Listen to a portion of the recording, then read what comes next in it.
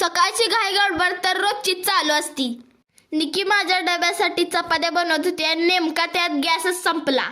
सगळी त्यांच्या त्यांच्या कामात होती आणि गॅस लावायलाच कोण नव्हतं आणि मीच सिलेंडर आणलाय आणि जोडायला लागलो।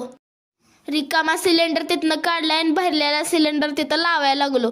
माझी बहीण व्हिडिओ काढण्याच्याच कामाची आहे, बाकी कोणत्याच कामाची नाही। असं मनातल्या मनात म्हणून माझं मी काम करायला लागलो। नवीन सिलेंडरचा बूच मला काही निघत नव्हता। मी निकीला बोलवलं आणि तिला पण काही निघाला नाही। मग माझ्या मम्मीने एका सेकंदात बूच काढून दिला। हे बघून मी चकितच झालो। मम्मी म्हणली त्याला ताकद नाही, डोकं लागतं।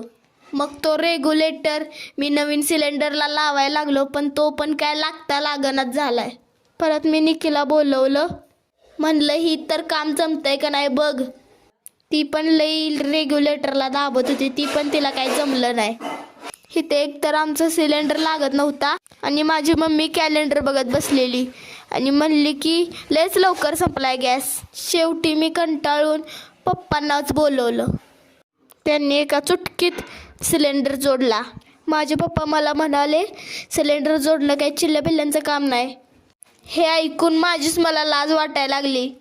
शेवटी निकीला म्हणलं, आता कर बाई चपात्या लवकर।